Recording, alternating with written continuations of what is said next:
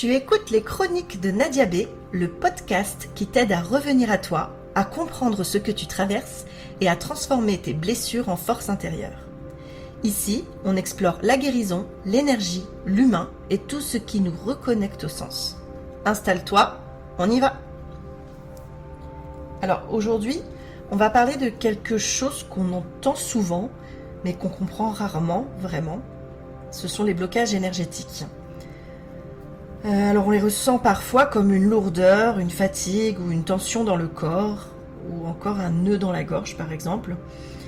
Parfois comme quelque chose qui nous retient, qui nous empêche en fait d'avancer, alors qu'on aimerait aller mieux, changer ou passer à autre chose. Et très souvent on se dit j'ai un problème, je suis complètement bloqué et c'est moi qui ne vais pas bien.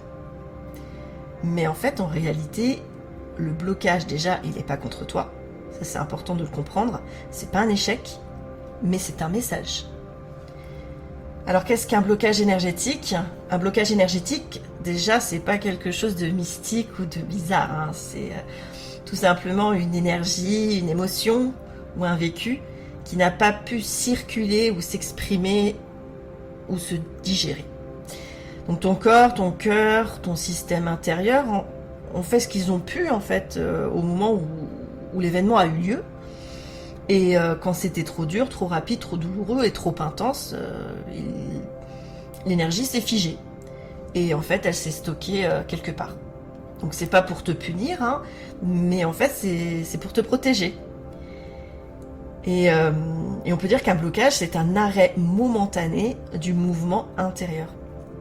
En fait, c'est un endroit où la vie n'a pas pu aller jusqu'au bout d'elle-même. Alors comment il se crée ? Alors ils naissent quand tu as vécu un choc émotionnel très fort, une émotion forte que tu n'as pas pu exprimer par exemple, un choc ou un événement que tu as dû encaisser sans vraiment le comprendre, une douleur que tu n'avais pas les ressources pour traverser, une parole par exemple aussi que tu as ravalée, une situation où tu as dû tenir, gérer fortement que tu as subi.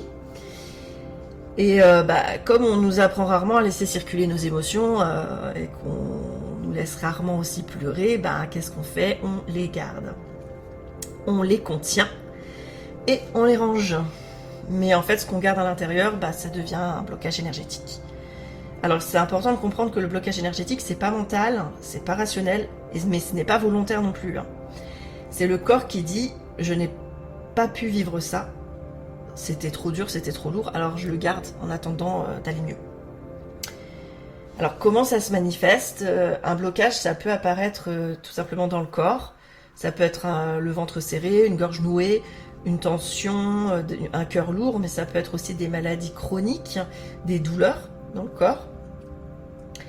Ça peut être dans les émotions.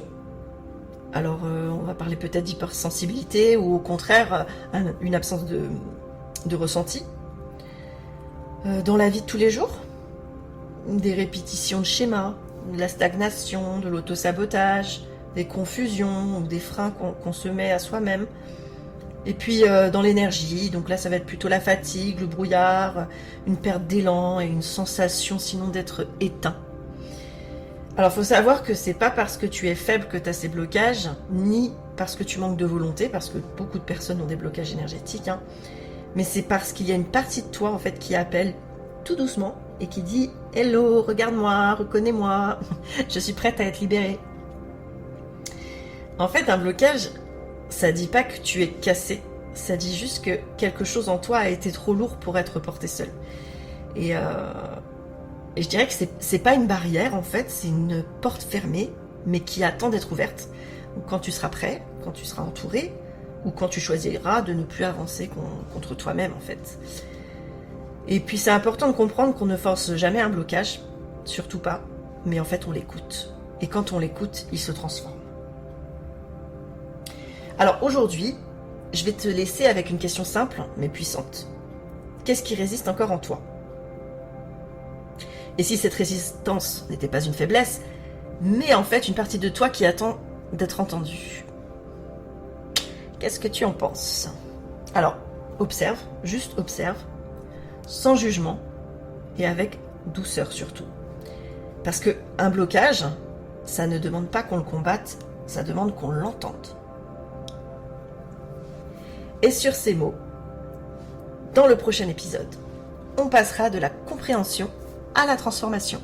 Je te partagerai des clés simples, profondes et accessibles pour commencer à te reconnecter, relancer la circulation intérieure et libérer l'énergie qui était figée.